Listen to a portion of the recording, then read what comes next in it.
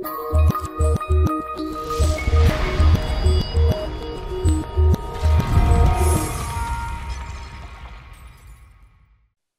vamos à palavra de Deus, Gênesis capítulo 39.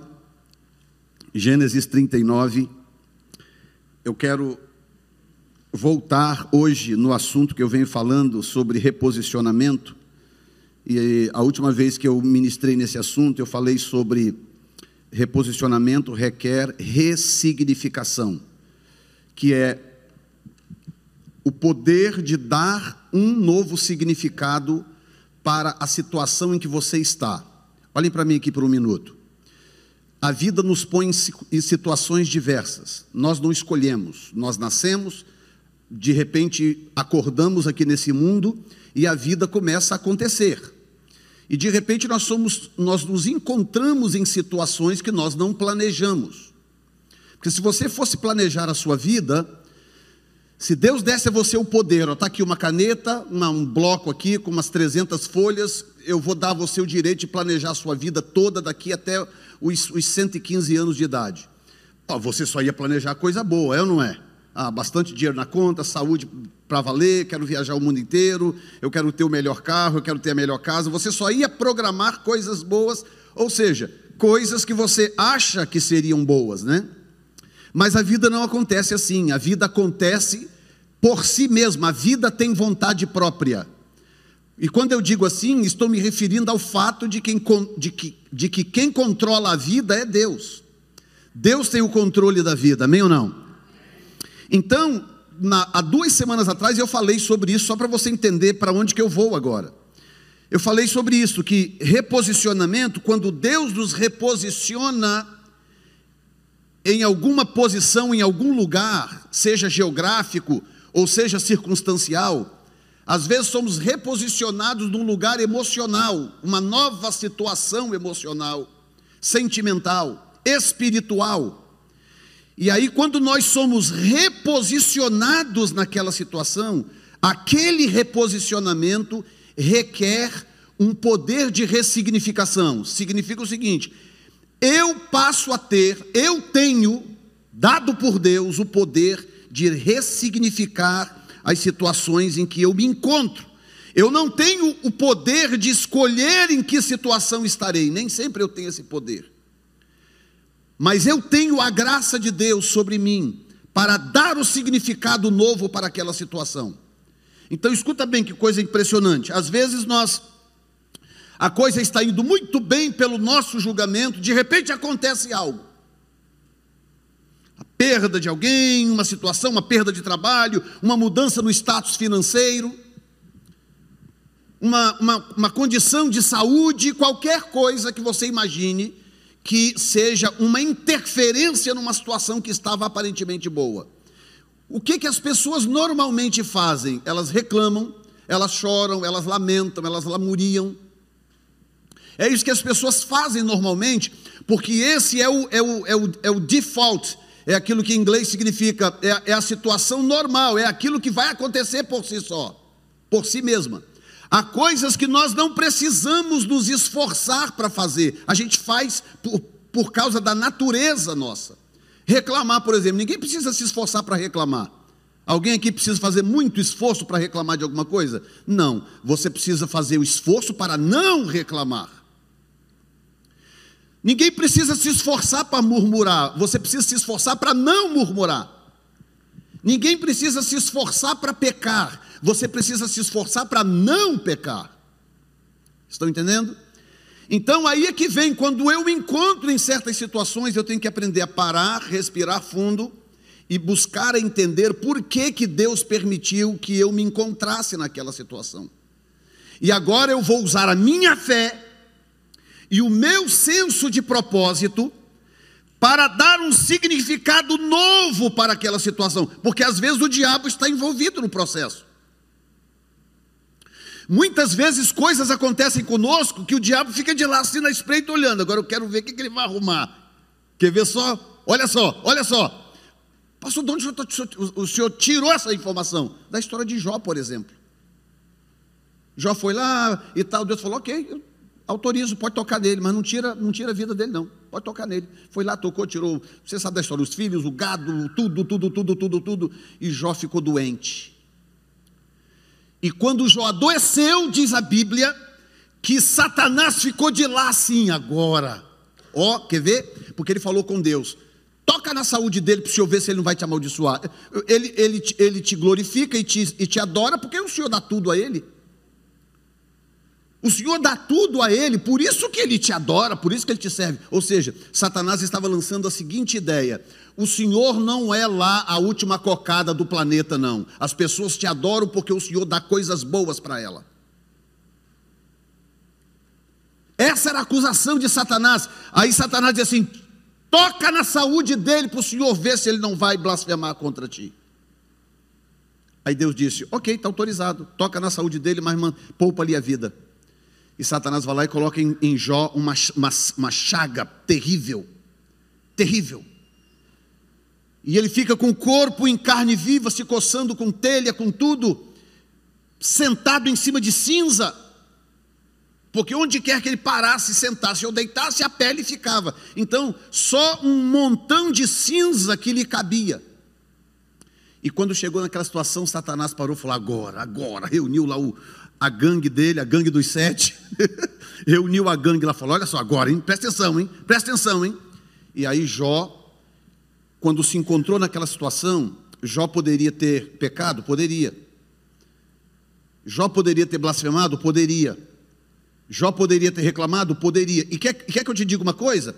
Diante da situação que ele estava, eu vou até ousar dizer que seria perfeitamente entendível se Jó tivesse reclamado, falado contra ou blasfemado. Hoje eu não julgaria Jó se eu olhasse no texto e dissesse: depois de tudo isso, Jó então blasfemou e reclamou e murmurou. Eu lamentaria como leitor, mas eu não poderia julgar Jó depois de passar por tudo aquilo ali, se Jó tivesse feito aquilo que Satanás estava esperando. Mas aí é que vem o poder da ressignificação. Satanás lá olhando, esperando, todo mundo ali armado esperando. E aí vem a mulher e fala assim: mas como é que você mantém a sua fidelidade nesse Deus? Como? Amaldiçoa esse Deus e morre. Aí vem a hora de Jó dar a resposta, quando Jó para e fala assim: mulher, você está ficando louca. Mulher, você fala como uma louca qualquer. Você está ficando louca, mulher. Olha só o poder da ressignificação.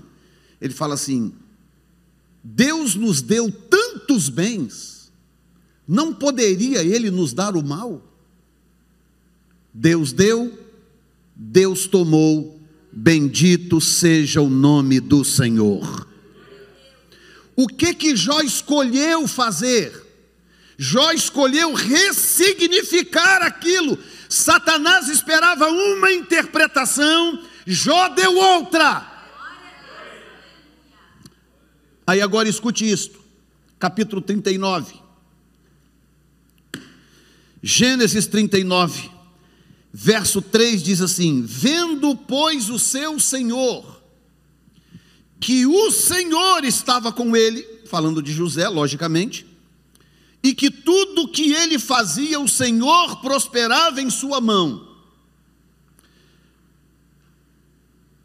39, 22 agora. E o carcereiro Mor entregou na mão de José todos os presos que estavam na casa do cárcere. E ele, olha bem, fazia tudo ele fazia tudo o que se fazia ali. Tudo o que se fazia ali. 41:1. Diz assim: e aconteceu que, ao fim de 2 anos inteiros, diga comigo, 2 anos. Está muito fraco, diga comigo, 2 anos.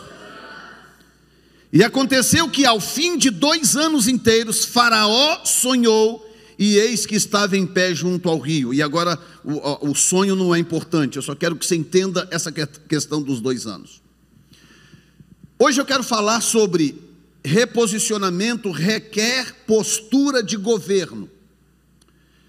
Eu quero que você coloque a mão no seu coração assim, coloque a mão no seu coração e diga comigo assim: reposicionamento requer de mim uma postura de governo.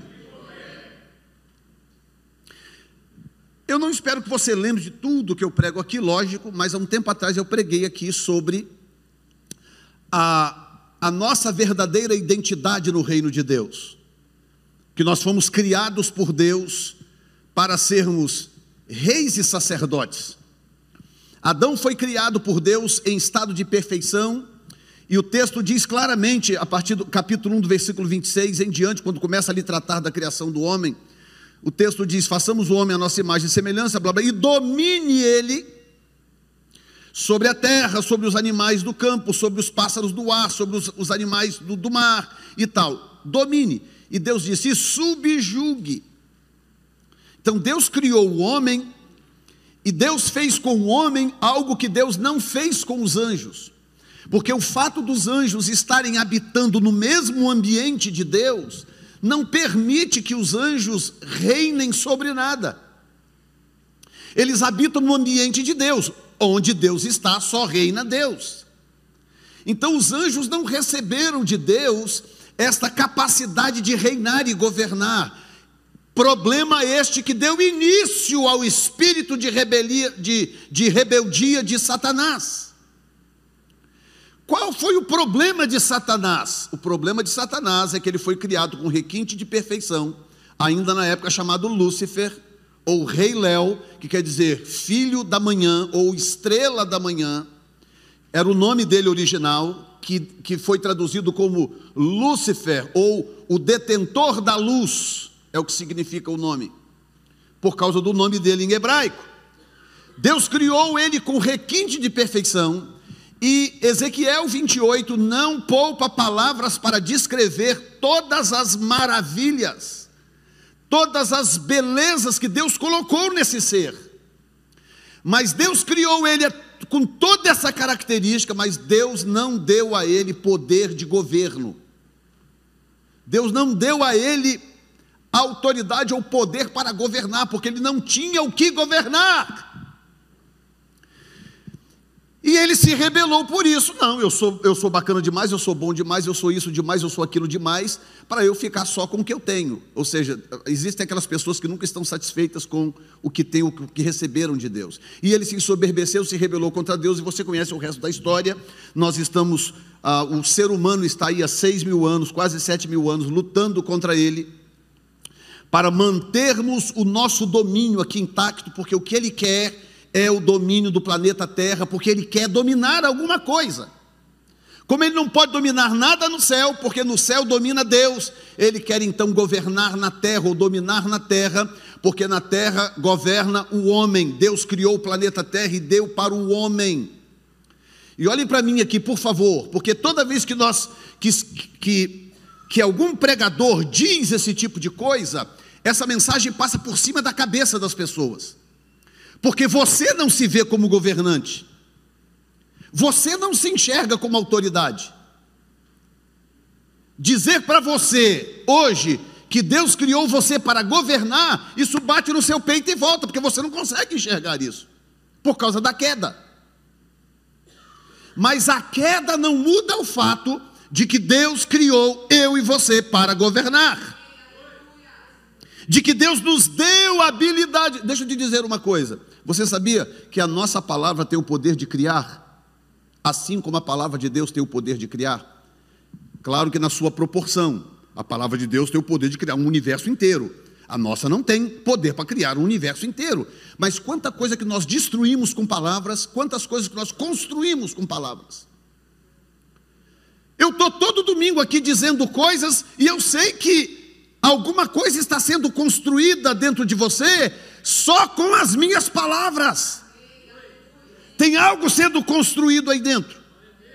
E quando alguém chega para você e dá uma palavra negativa, que não destrói alguma coisa, não quebra alguma coisa. O marido dá uma palavra ríspida para a mulher dá uma palavra ríspida para o marido. Pais com palavras duras, impensadas para os filhos. As nossas palavras, dois seres humanos, tem o poder de criar, assim como a palavra do Pai, guardando as suas devidas proporções. Por que que a nossa palavra tem poder? Aliás, tem um livro na Bíblia quase inteiro só para cuidar da sua língua e da minha língua. O livro de Tiago.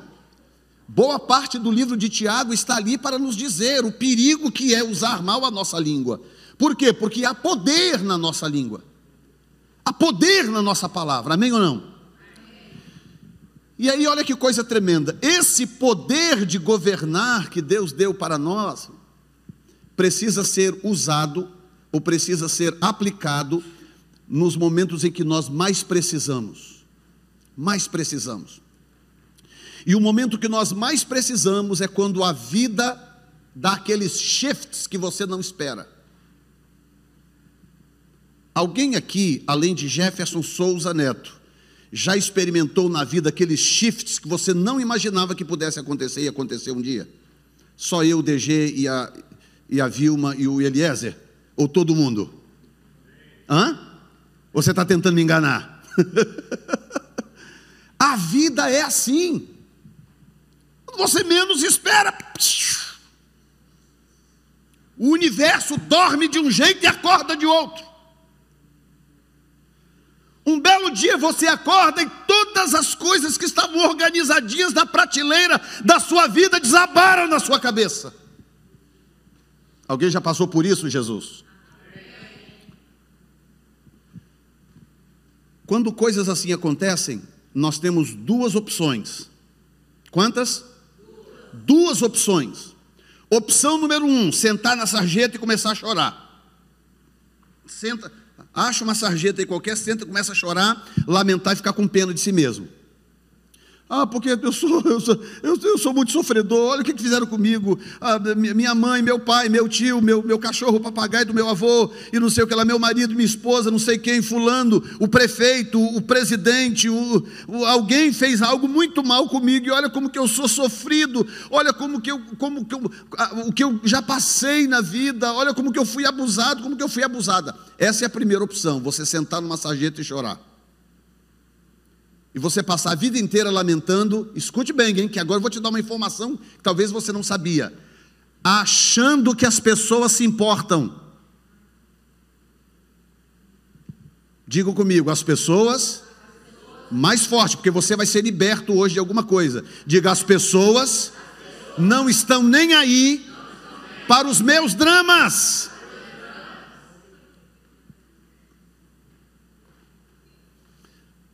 Pastor, só tenho que pregar a mensagem da prosperidade, para eu sair aqui alegre, pastor, pulando. Não, eu tenho que pregar para você a palavra de Deus, para que você seja liberto e salvo e transformado. E experimente algo novo na sua vida, que vai te levar para um novo patamar espiritual, que Deus tem preparado para você. Opção número 1, sentar na sarjeta, lamentar, chorar, achando que o mundo inteiro está preocupado com você. O que não está. Opção número 2, são quantas opções? Opção número 2, entender que os reposicionamentos da vida, que são na verdade reposicionamentos de Deus, eles acontecem exatamente para você exercer o seu poder de governo. Deus permite que você se encontre em situações adversas para que você exerça a sua função de governar, de reinar sobre as circunstâncias. Diga comigo, eu tenho autoridade para governar sobre as circunstâncias. E diga comigo outra coisa, diga assim, as circunstâncias não podem ser superior a mim, porque eu tenho poder de governo.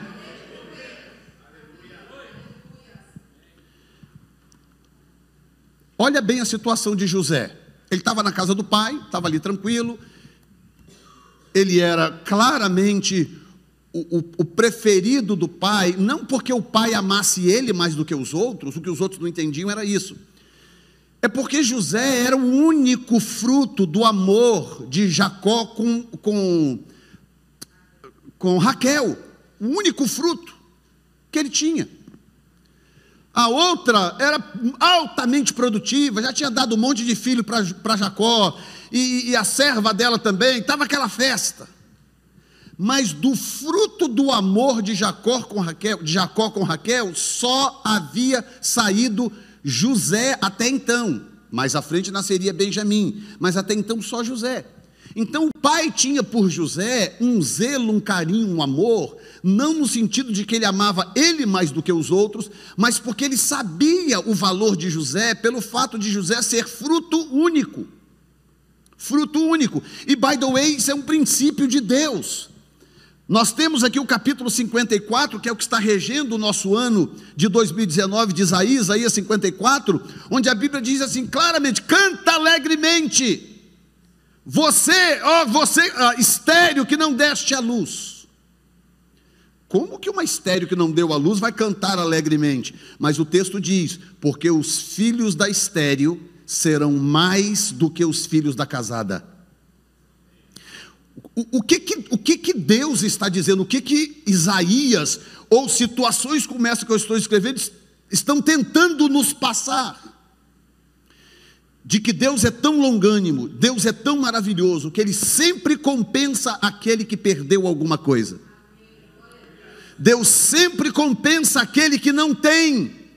Deus sempre compensa aquele que perdeu, que foi atingido por alguma mazela da vida. Deus não desampara ninguém. Cai no seu coração isto nesta noite? Só que José, ele recebeu do pai um discipulado muito forte. E aí aconteceu aquilo que eu falei na mensagem passada, que é o fato de que Deus colocou em José o seu GPS. Deus pegou o GPS dele e colocou em José. Como é que funciona o GPS? O GPS calcula o lugar onde você está, e ele calcula o lugar onde você precisa chegar. Agora, se você vai desviar para lá, vai passar ali, vai subir aquele banco, vai dar a volta lá, o GPS não está nem aí, porque ele já calculou. Você estava aqui e você precisa chegar aqui. Então, nas caminhadas da vida, você pega uma curva errada, e aí vai lá Você já viu algum GPS brigar com o motorista? Fala: ô rapaz, poxa, agora também já é demais, já 3 vezes que você troca o caminho. Já viu isso alguma vez? O GPS de Deus é a mesma coisa. E eu estava há um tempo atrás revendo algumas mensagens lá do começo, quando nós começamos lá atrás, e uma das coisas que eu falei aqui, logo que a gente começou aqui, e que eu também já não lembrava, mas eu vi porque estava no vídeo, graças a Deus, que eu achei interessante, é que o Senhor falando conosco através da mensagem, a respeito disto, de que nem sempre o nosso cálculo, ele vai da forma que a gente imagina. Mas aí é que vem, eu vendo no vídeo lá, que Deus, quando você se desvia, quando você sai do plano de Deus por alguma razão, o GPS de Deus fica ali recalculando. Aí você dá a cabeçada ali, faz besteira aqui, faz. Quando você volta para a rota que vai te levar ao seu destino, o seu objetivo, irmã Ruth, é impressionante. Deus nem toca no assunto lá de trás. Nenhum momento. Quando você veio e fala: Senhor, me perdoa, estou aqui. Ah, mas você aprontou, né? Já esqueceu o que você fez semana passada? Esqueceu o que você fez esse ano que passou? Nunca, Deus nunca faz isso. Você está me ouvindo nesta noite? Deus nunca faz isto. Quando você volta para a rota, Deus fala: ok, segue agora e vire à direita. Deus continua te dando as diretrizes como se nada tivesse acontecido, porque o propósito dele não é te castigar por você ter batido cabeça lá atrás. O propósito dele é fazer você chegar no seu destino final. Agora, você nunca vai conseguir se você abraçar sempre a opção número 1. Deus zebra.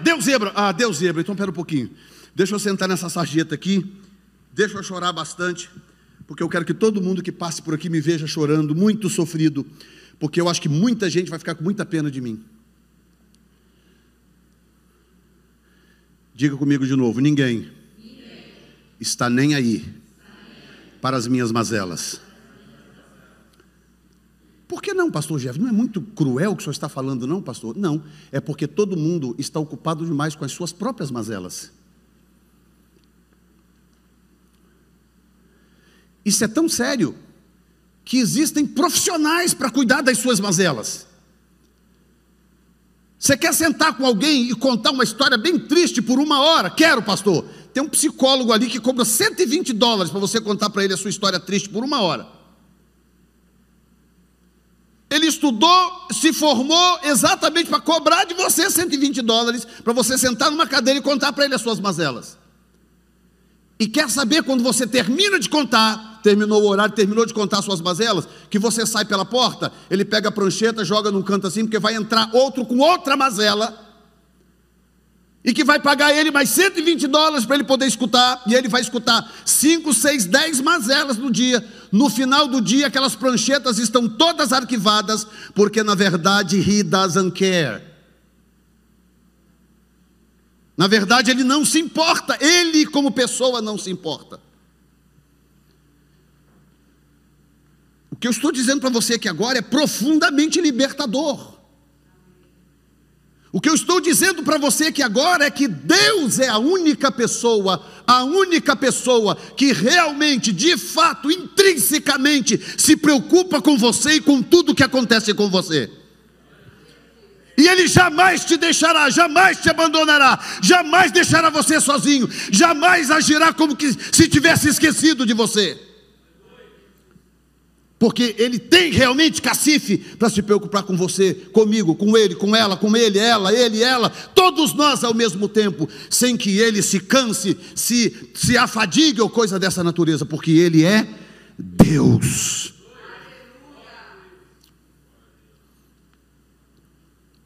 Ok, pastor, então opção número 1 já está fora, descartado, não quero isso não, pastor, ok.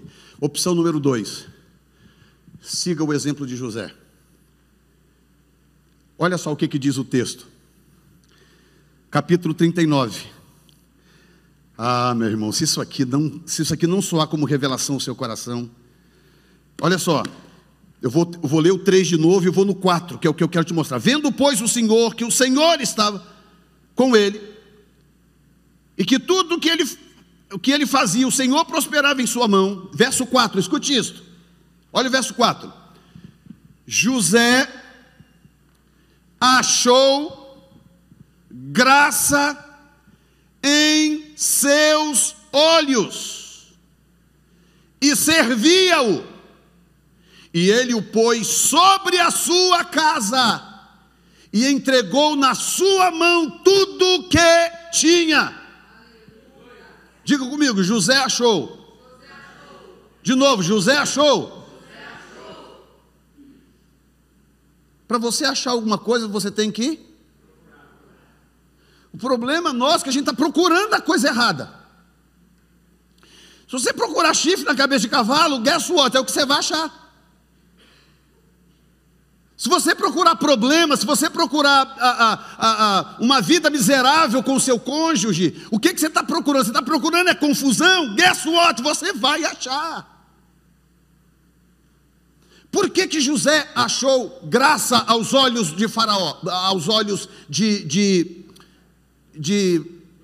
Potifar? Põe o texto aí. Por que José achou graça? José achou o quê, gente? Ele achou o quê? Ele achou o quê?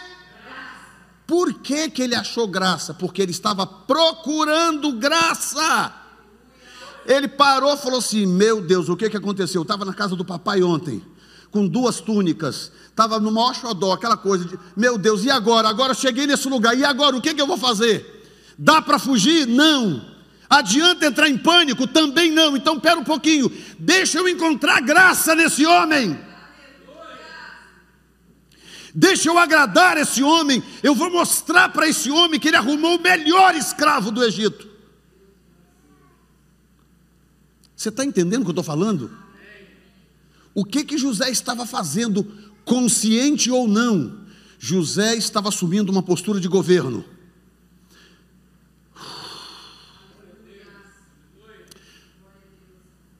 Deus deu a você e eu o poder de governar a situação. Você não está me ouvindo, não é possível. Deus deu a você o poder de governar a situação. Não deixe a situação te manipular.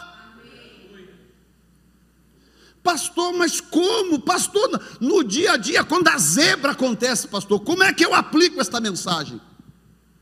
Já ouviu falar numa palavrinha pequenininha? Ela tem 2 letras e um acentinho assim na última letra. Um acentozinho agudo. Tem um F, um E e um acento no E. Já ouviu falar nessa palavra? Alguém já ouviu falar nessa palavra? Que palavra é essa? A Bíblia diz assim: sem fé é impossível agradar a Deus. Porque a fé é o mecanismo através do qual eu exerço o meu poder de governo. Por isso que a fé é algo tão extraordinário. Aconteceu algo, ok, aconteceu, meu Deus, me tiraram da casa do meu pai, meus irmãos me traíram, aconteceu um caos agora, ok, pausa. Você tem 2 instrumentos poderosíssimos, que quando eles são combinados, quando eles são usados juntos, pensa em algo poderoso, chama-se fé e propósito. Fé e propósito. Aconteceu, ok, pum, pausa. Eu preciso ressignificar isso aqui, mensagem passada. Eu preciso ressignificar isso aqui, ok? Como que eu ressignifico a situação em que eu me encontro, que eu não planejei? Exercendo governo sobre ela. Eu não vou deixar ela me governar. Eu não vou deixar a situação me manipular para eu blasfemar contra Deus, para eu pecar, para eu perseguir as pessoas, para eu perder a paz, perder o sono, perder a alegria, perder o gozo. Não, eu vou usar 2 coisas poderosas. Primeiro, fé. Número 2, propósito. Eu, Jefferson Neto, agora falando de mim. Eu, Jefferson Neto, tenho uma noção de propósito. Há um propósito de Deus na minha vida, há muitos anos que esse propósito ronda a minha vida. Ok, quando qualquer coisa acontece comigo, eu paro, respiro fundo e falo, ok, um minutinho, espera um pouquinho. E o meu pastor, ele era muito engraçado, goiano, viu? Goiano muito engraçado, mas bravo, mas muito engraçado. Ele virava e falava desse jeito, quando ele estava discipulando um grupo de jovens, no qual eu fazia parte, Zanda também, crescemos na igreja juntos. E ele virava e falava assim: quando você se encontrar numa situação que você não esperava, uma situação desagradável, desconfortável, ele era psicanalista também. Ele falava: pare tudo que você está fazendo. Deixa eu botar o microfone aqui um pouquinho. Ele dizia assim: pare tudo que você está fazendo e checa se as orelhas estão no lugar, checa se o nariz está no lugar, checa se a boca está no lugar, checa se os olhos estão no lugar, checa se os seus braços estão no lugar, as pernas estão no lugar. E ele dizia desse jeito: você vai descobrir que nada saiu do controle de Deus, porque as coisas continuam nos seus lugares. Nós é que não conseguimos enxergar, porque o diabo é o maior ilusionista da história. Gente, quantos aqui já experimentaram situação em que você parou e disse assim: meu Deus, agora desabou o planeta, agora desliga aí a engrenagem da terra que eu quero descer. Você já se encontrou numa situação que você fala: pronto, agora já era, agora eu não sei mais como é que eu vou fazer. Aí passa 2, 3 dias, uma semana, tudo volta ao normal. A vida volta tudo ao normal, ninguém morreu, tudo normal. Aconteceu uns atropelos aqui, uma topada acolá, uma coisa acolá, mas aí de repente, uma semana depois, está tudo de volta no lugar. Alguém já passou por isso? Sabe por quê? Porque o diabo é o maior ilusionista que existe no planeta, no universo. É um ilusionista. Ilusionista. Olha o que ele fez com Jesus, o nosso herói. Olha o que ele fez com Jesus. Pegou Jesus, levou no alto de um monte, mostrou para ele os reinos do mundo. Tinha que ser como? Tinha que ser uma visão. Como é que ele ia subir com Jesus no alto de um monte para Jesus ver os reinos do mundo inteiro? Não, não é que estava tudo diante do... Não, ele levou Jesus no alto do monte. Jesus estava no seu corpo físico. Ele estava limitado ao corpo físico, limite esse que ele próprio se impôs, enquanto que Satanás estava na sua forma eterna, com muito mais habilidades. Pegou Jesus, levou no alto de um monte, chegou lá e falou: olha, eu quero te mostrar uma coisa tremenda, você vai se encantar.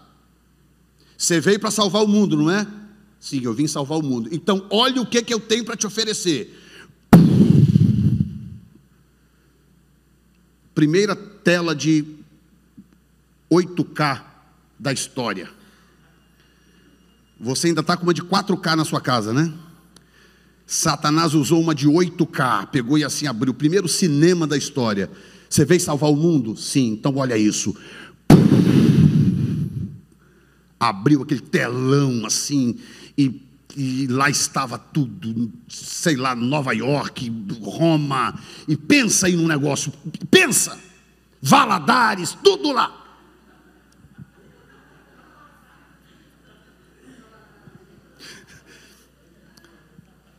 Curitiba eu não sei, mas...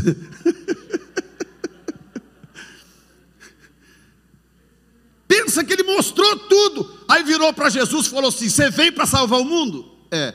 Eu dou tudo isso para você se você prostrado me adorar.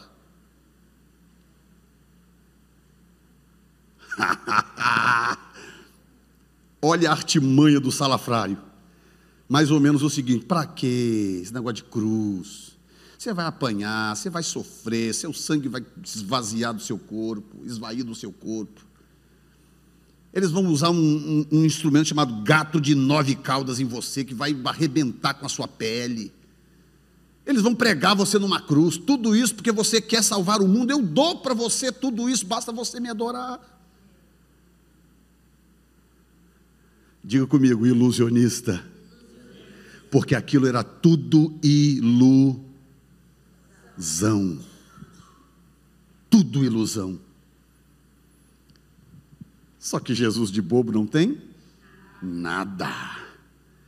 Jesus virou e falou assim: Satanás, para cima de mim, cabra. Disse assim, pastor, na versão hiperatualizadíssima de Jefferson Neto. Ah, cabra, para cima de mim, rapaz. Você acha que eu não te conheço? Você acha que eu não sei quem você é? Disse assim: não está escrito que ao Senhor teu Deus adorarás e só a Ele servirás? Ou seja, Jesus estava no deserto, 40 dias sem comer, depois de ter tido uma experiência gloriosa com Deus no batismo de João. Estava agora no deserto, sol quente, aquela coisa. 40 dias depois, o texto faz questão de dizer, disse, jejuou 40 dias e 40 noites, e depois teve fome. E aí Satanás esperou os 40 dias, agora ele está bem fraco, ele está bem faminto, então agora é a minha vez. Só que ele não contava com o fato de que Jesus é mestre nesse assunto que eu estou pregando. Jesus estava governando aquela situação. Ah, meu irmão, Satanás veio todo serelepe com um sapatinho de veludo, mas Jesus estava fraco fisicamente? Estava com muita fome? Estava. Tenta ficar 40 dias sem comer para você ver. Mas com tudo isso, governando. Porque olha depois no texto as palavras de governo de Jesus. Quando chega na terceira tentação, Jesus dá uma ordem, diz assim: vai-te, Satanás. Só dá ordem assim quem governa, só quem entende que tem poder de governo. Você está me ouvindo nesta noite? O que você está vendo aqui de José é um exemplo que eu estou tentando que você capte. Você vai achar o que você procurar. O que você anda procurando? É o que você vai achar. ele achou graça aos olhos do homem, porque ele procurou isso. E o homem começou a olhar, esse rapaz, ele não podia estar lá. Ô escravo, você não está trabalhando? Não, mas o moço, tenha paciência, porque na casa do meu pai eu tinha 2 túnicas, na casa do meu pai eu era o xodó do papai, não sei o que lá. Ao invés disso, ele chegou e falou, tem como fugir? Não, não tem como fugir. Provavelmente eu vou ficar para sempre naquele lugar, é bem possível. Meu pai sabe onde eu estou? Não. Meus irmãos vão vir atrás de mim para me resgatar? Também não. Então, espera um pouquinho. Vou fazer o seguinte, eu vou mostrar para esse cara que ele nunca teve um escravo como eu. E ele assume, irmão, ele assume o governo da casa do cara, porque quando o texto diz que o homem entregou na mão dele o que ele tinha, ele já estava cuidando daquilo, ele já estava cuidando de tudo. Chegou ao ponto, diz o texto, de Potifar não saber de nada a não ser do pão que comia. O homem não sabia de mais nada, o que tinha na despensa, o que não tinha, como é que estava a casa, nada. José chegou e falou, um minutinho, deixa comigo aqui, o senhor pode ficar tranquilo, o senhor deve ser um homem muito ocupado, fica tranquilo que isso aqui está resolvido. E o homem chega em casa todo dia, está a casa toda arrumada, tudo certinho, os funcionários, tudo no lugar, todo mundo trabalhando, despensa cheia, tudo bonitinho. Ele começou a organizar as coisas do homem, e tudo certinho. O que ele estava fazendo? Ele estava procurando graça no homem, graça. Ele poderia procurar ódio, ele poderia procurar açoites, mas ele procurou graça.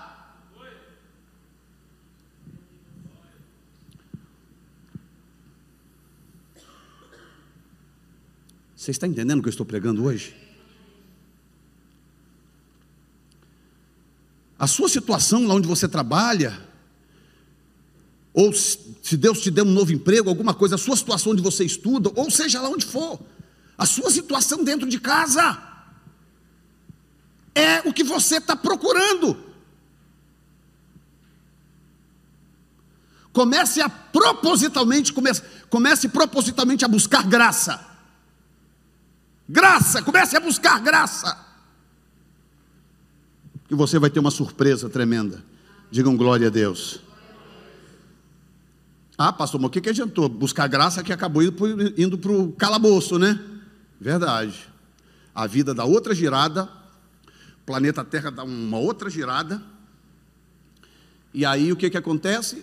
Acontece lá aquela artimanha da mulher de Potifar, arma um esquema lá e tal, você sabe da história. Potifar ficou do lado da mulher, porque até não é tão complicado de se entender isso. E aí manda o rapaz para o calabouço. Agora aí Satanás está lá. Vai lá, bonitão, vai lá, governador da casa, não sei o que. Eu quero ver agora o que tu vai fazer. Diga comigo, está sobre mim o poder de ressignificar qualquer situação. Diga, assumindo uma postura de governo.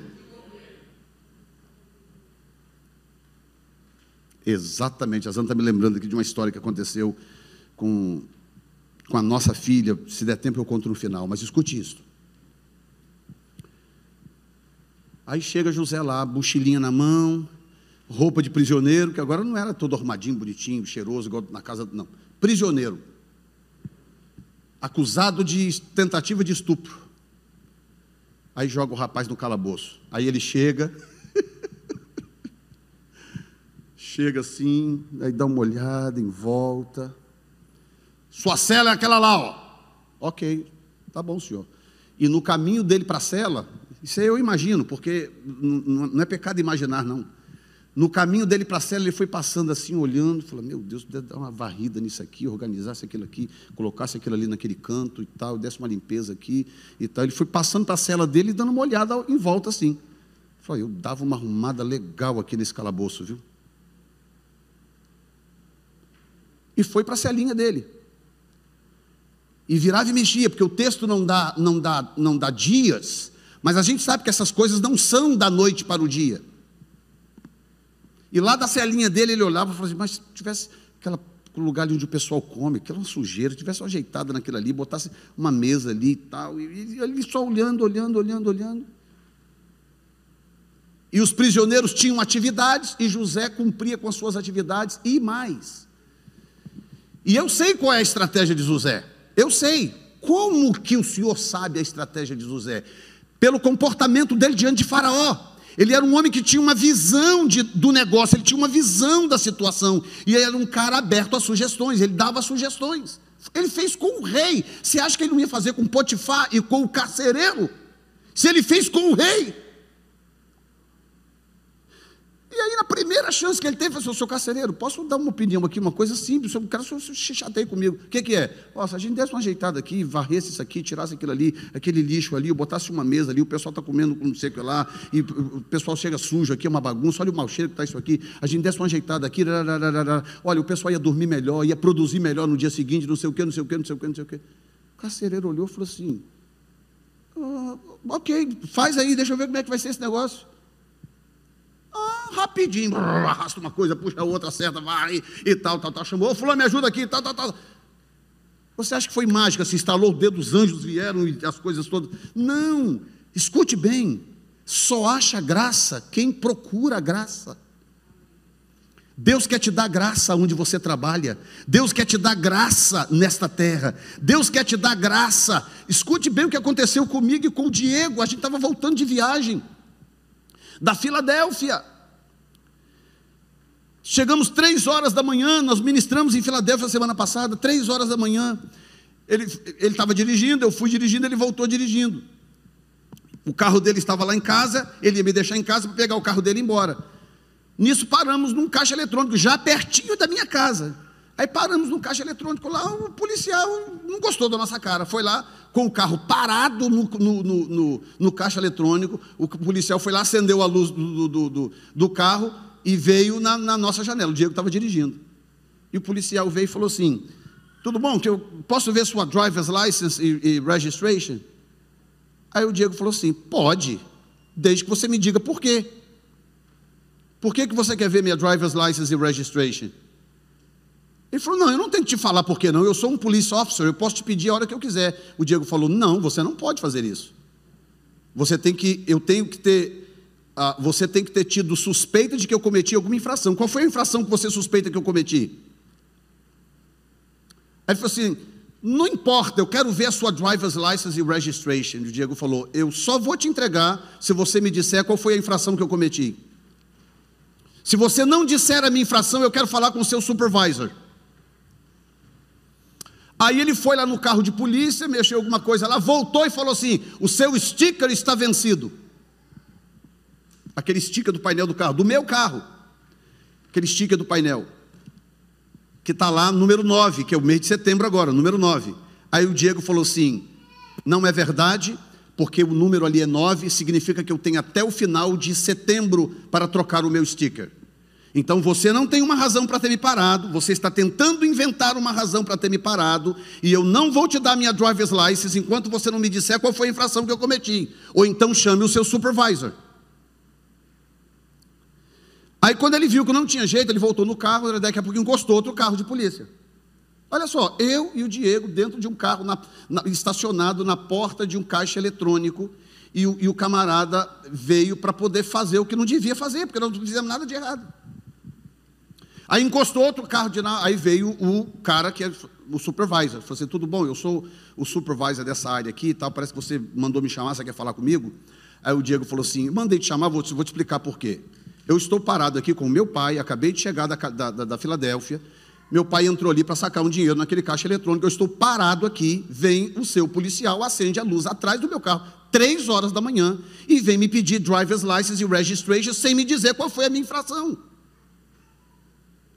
Aonde é que está escrito no código de trânsito que eu tenho que mostrar a minha ID para vocês sem cometer nenhuma infração? Aí ele ainda pegou e falou assim: nós estamos na América ou isso aqui é a Alemanha nazista? Aí o cara falou assim: não, parece que ele disse que o seu sticker, eu acho que está vencido e tal. O Diego falou: está aqui, olha o meu sticker aqui, está aqui o número 9, vence no final do mês. Aí eles foram lá para dentro do carro, checaram, aí voltou o supervisor e falou assim: não, o senhor tem razão, o seu sticker está válido até o dia 30 e tal, é verdade e tal. Talvez ele se confundiu, não sei o quê, ele é novato na área. Aí veio o policial atrás, falou assim, só desculpa e tal, foi um mal entendido. Mas aí, escute bem. Aí o Diego falou assim, am I free to go? Eu estou livre para ir? Não, claro, o senhor está livre, perfeitamente. Ele falou assim, já que eu estou livre para ir, eu vou te mostrar a minha carteira. Para você entender que eu te respeito, eu respeito o seu trabalho. O que eu não respeito é essa intimidação que o seu policial tentou fazer comigo. Mas eu respeito o seu trabalho. Então agora eu vou me identificar, aqui está a minha carteira, eu sou Diego Neto, sou pastor, meu pai é pastor, estamos chegando agora da Filadélfia. E eu estou te mostrando a minha carteira, não é porque eu tenho que te mostrar, eu estou te mostrando porque eu respeito o que você está fazendo. Agora, por favor, diga para o seu policial não fazer isso com as pessoas de bem. E o Diego falou de um jeito que o supervisor foi ficando sem graça. O Diego com a carteira na mão, aí eu virei e falei assim, you wanna see my license also? No, you all set, you all set.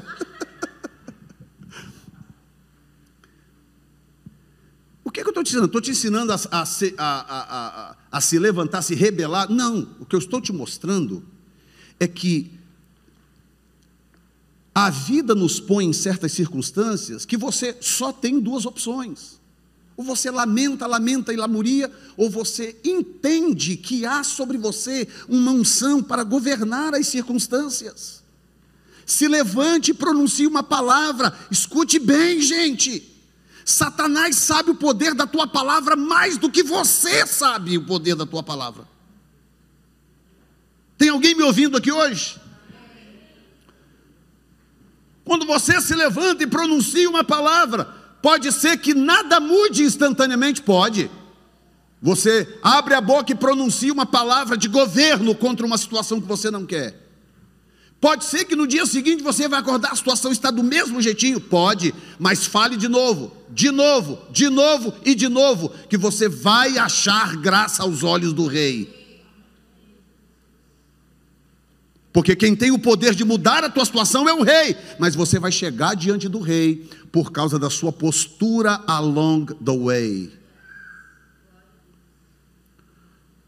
É a sua postura ao longo do caminho que vai fazer a diferença. Digam graças a Deus. E eu termino agora com isso aqui, ó.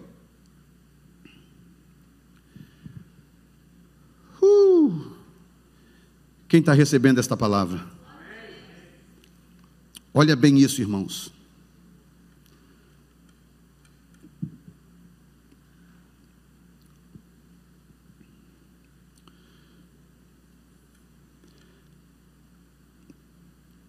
Diz o texto no versículo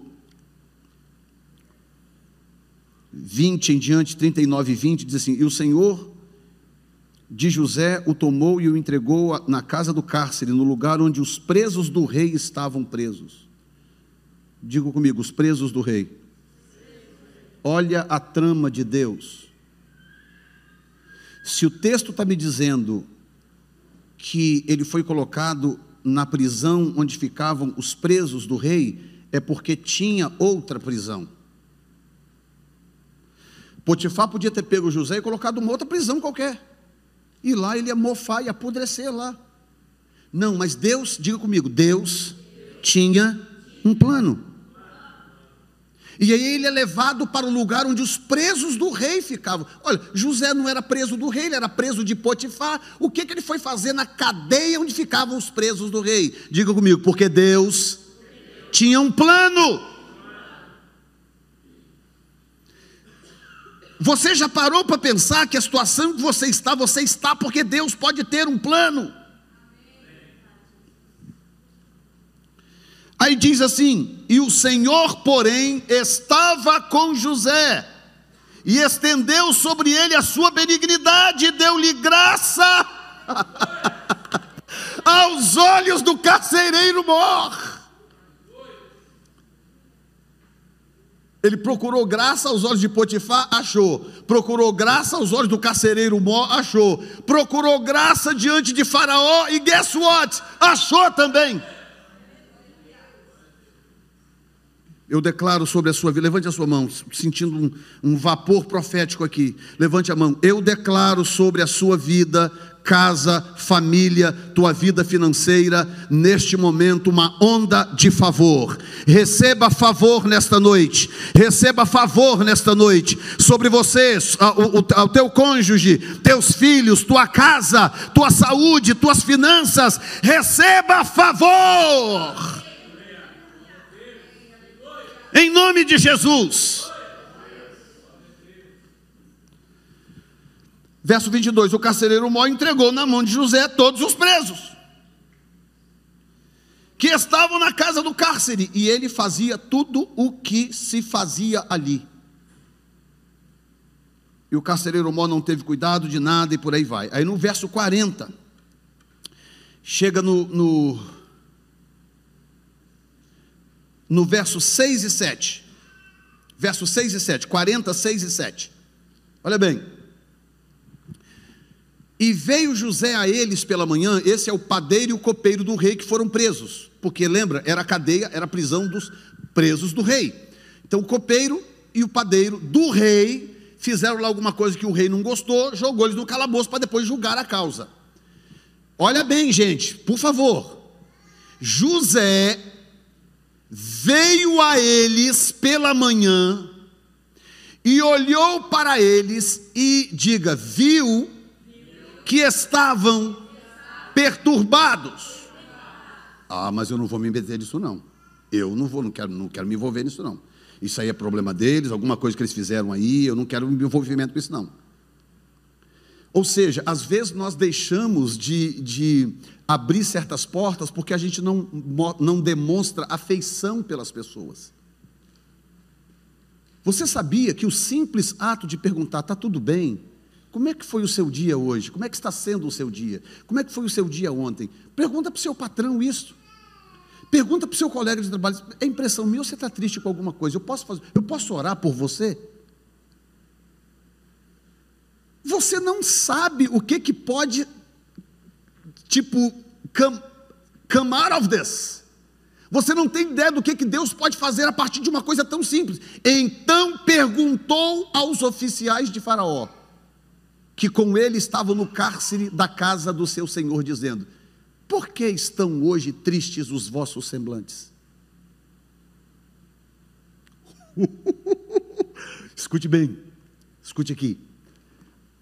Quando o copeiro, 2 anos depois, é para você entender que Deus não esquece das coisas.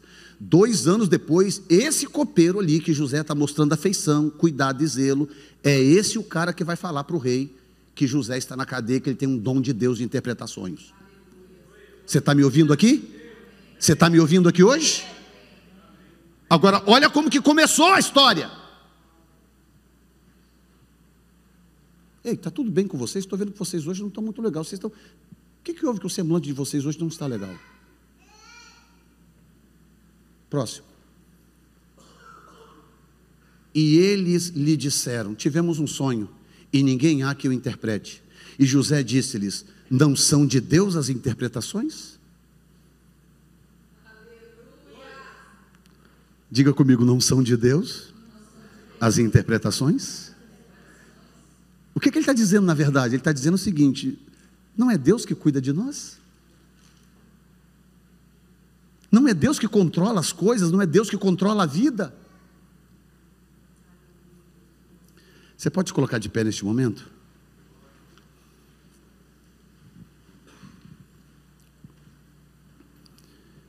(41), por favor. José interpreta o sonho. 41:1. Olhem para mim aqui. Diga comigo assim: o tempo pertence a Deus. A única coisa que Deus não nos deu controle sobre é o tempo. O tempo é um rio que corre numa direção só. Ele não volta e ele não para. Ele corre sempre numa mesma direção. O tempo pertence a Deus. A Deus. Olha isso. E aconteceu que ao fim de 2 anos inteiros, e o escritor, que é Moisés, Ele nem poupa, né? Tipo, quase 2 anos, mas não, 2 anos inteiros, 24 meses. Já tinha interpretado o sonho, a cabeça do padeiro rolou, o copeiro foi restituído à sua função do jeito que José interpretou, e falou: quando você chegar lá, por favor, lembra de mim, fala a meu respeito para o faraó, eu não fiz nada de errado.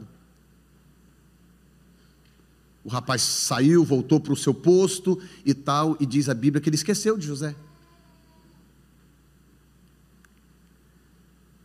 Eu estava lendo isso aí, eu vou encerrar com isso que o Espírito Santo falou no meu coração.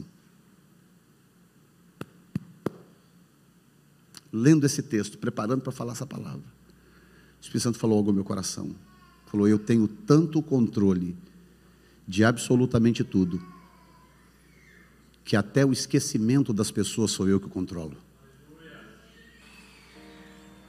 Escute o que eu vou te falar, para limpar o seu coração hoje. Se alguém esqueceu de você alguma vez, algum dia, foi a mão de Deus que estava lá. Deus não permitirá que as pessoas se lembrem de mim, de você na hora errada, porque Deus não vai permitir que eu chegue ao meu propósito na hora errada. Na hora certa Deus vai despertar as pessoas, na hora certa o teu nome vai ventilar na mente das pessoas, na hora certa o coração do presidente vai mudar, na hora certa o coração do governador vai mudar, na hora certa as pessoas que estão à sua volta terão um novo sentimento a seu respeito, na hora certa Deus vai mostrar para você que Ele é Deus e Ele tem o controle da situação. Por isso que o salmista disse: esperei com paciência no Senhor, e Ele se inclinou para mim e ouviu a voz do meu clamor. Mas para isso precisa esperar com paciência, porque Ele tem o controle do tempo. 2 anos depois, o rei sonha. E aí o rei sonha, cadê que ninguém interpreta? Aí o copeiro falou assim: lembrei.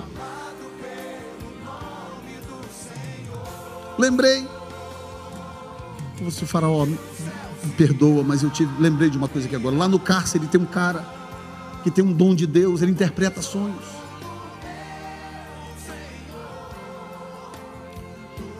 E tudo isso só aconteceu porque José se recusou a ser vítima. E ele decidiu: não importa a situação que eu me encontre, eu vou exercer governo. Eu vou exercer governo sobre as situações, usando o poder da minha palavra, a minha consciência de propósito, associada à minha fé. Porque sem fé é impossível agradar a Deus. Feche os seus olhos. Anseia por tua presença, mas que a terra seca anseia pela chuva. Guardarei teus mandamentos,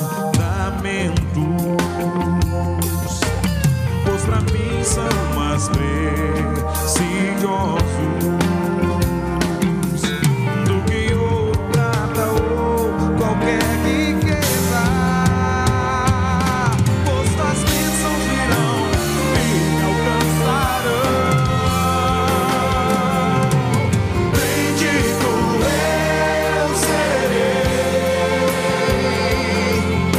Celeiros transbordarão, todos verão que sou chamado pelo nome do Senhor, e os céus se abrirão, o bom tesouro do meu Senhor, tudo vai prosperar onde eu tocar. Levanta a tua mão aí, querido, levanta a tua mão e apresenta as tuas mãos. Eu declaro o favor de Deus sobre a sua vida nesta noite. Eu declaro que você achará graça diante do teu patrão, da tua patroa. Você achará graça diante do policial. você achará graça diante das autoridades, você achará graça diante do teu cônjuge, você achará graça diante dos teus pais, diante dos teus filhos. Eu proclamo nesta noite graça sobre a sua vida. E eu declaro nesta noite uma restauração na sua postura de governo. Você governará a circunstância ao invés dela te dominar.